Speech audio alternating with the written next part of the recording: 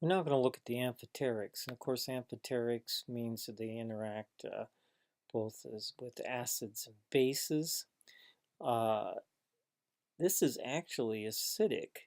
And so in this case right here, we have a precipitate. These are actually antimony and tin hydroxide or tin 4 hydroxide in very acidic conditions. And so they're very insoluble hydroxides. We can quickly spin those out.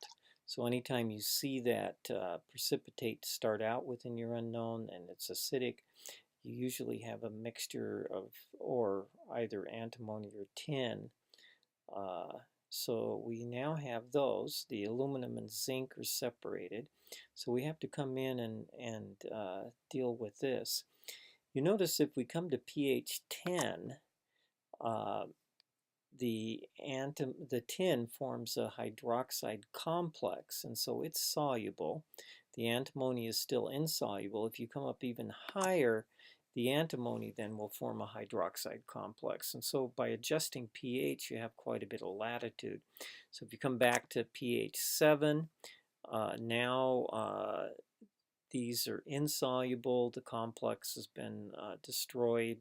But coming at 10, you're pretty nice with both of them there. You can also come in and treat that with a sulfide and then bring it up to 10. And you notice now the antimony sulfide has come out. It's a very characteristic orange color. And so there you've got the antimony. The tin is still in solution, but as you drop the pH, you get this very characteristic nice yellow tin sulfide. So let's bring this back up. Here's our aluminum and our zinc. If we come in with pH 10, you notice both of them have come down as hydroxides. It turns out that the zinc will form an ammonium complex, and so as it does, it goes into solution. That'll allow you to get the aluminum out by itself. And so we've got aluminum.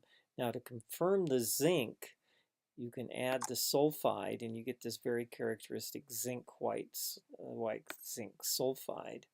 The sulfides tend to be the most insoluble, so they would be the last typically that you would try to use. Let's try getting an unknown. Here's an amphoterics unknown right here. So here's our unknown.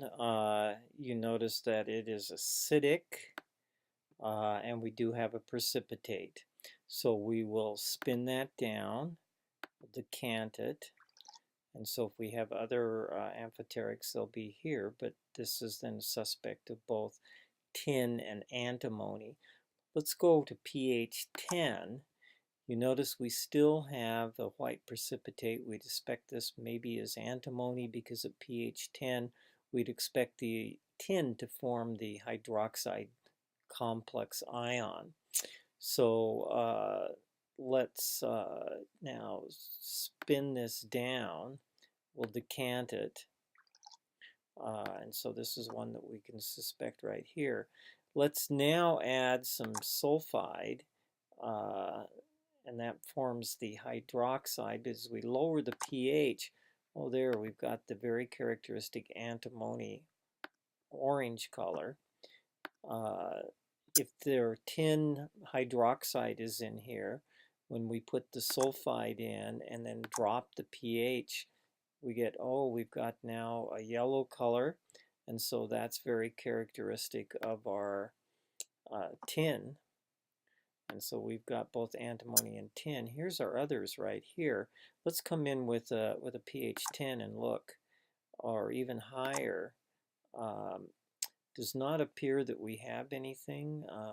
Both aluminum and zinc should have come out at pH 10.